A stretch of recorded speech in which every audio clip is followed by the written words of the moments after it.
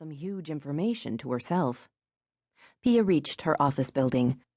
The first floor of the structure held several retail businesses, a card store, a gift shop with the most amazing fudge, and Morgan's books.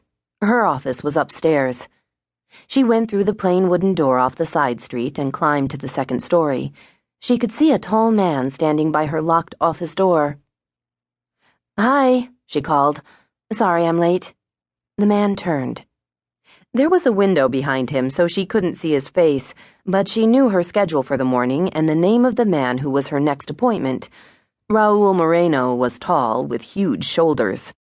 Despite the unusually cool September day, he hadn't bothered with a coat. Instead, he wore a V-neck sweater over dark jeans. A man's man, she thought unexpectedly, which made sense. Raoul Moreno was a former professional football player. He'd been a quarterback with the Dallas Cowboys. After 10 years in the game, he'd retired on top and had disappeared from public view. Last year, he'd shown up in fool's gold for a pro-am charity golf tournament. For reasons she couldn't figure out, he'd stayed. As she got closer, she took in the large, dark eyes, the handsome face. There was a scar on his cheek, probably from protecting an old lady during a mugging. He had a reputation for being nice. Pia made it a rule never to trust nice people. "Ms. O'Brian," he began. "Thanks for seeing me." She unlocked her office door and motioned for him to go inside. "Pia, please. My Ms. O'Brian years are looming, but I'm not ready for them yet." He was good-looking enough that she should have been distracted. Under other circumstances, she probably would have been. But at the moment, she was too busy wondering if the chemo treatments had scrambled Crystal's brain. Her friend had always seemed so rational. Obviously, that had been a facade. Pia motioned to the visitor chair in front of her desk and hung her coat on the rack by the door. Her office was small but functional. There was a good-sized main room with a custom 3-year calendar covering most of one wall. The squares were half dry erase material and half corkboard. Posters for various fool's gold festivals took up the rest of the wall space.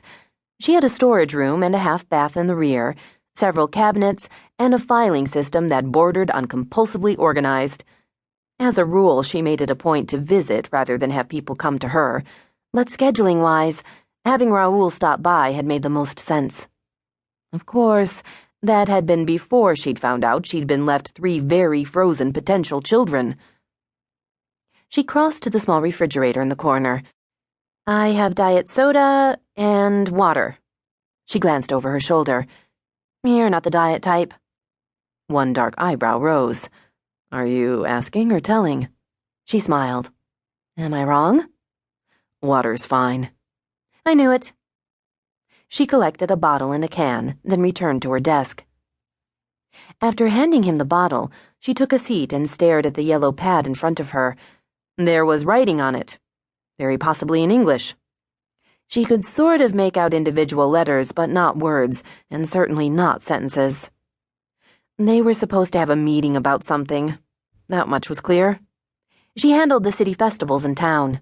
There were over a dozen civic events that she ran every year, but her mind didn't go any further than that. When she tried to remember why Raoul was here, she went blank. Her brain was filled with other things. Babies. Crystal had left her babies. Okay, embryos, but the implication was clear. Crystal wanted her children to be born, which meant someone was going to have to get them implanted, grow them, and later give birth. Although that was terrifying enough, there was also the further horror of raising them. Children weren't like cats. She knew that much. They would need more than dry food, a bowl of water, and a clean litter box. A lot more. "Oh, God, I can't do this," she whispered. Raoul frowned. "I don't understand. Do you want to reschedule the meeting?" "Meeting? Oh, right. He was here for something. His camp, and he wanted her to..." Her mind went blank again. Right after the merciful emptiness, there was panic. Deep to the bone, intestine-wrenching panic. She stood and wrapped her arms around her midsection, breathing hard and fast. "I can't do this. It's impossible. What was she thinking? She had to know better."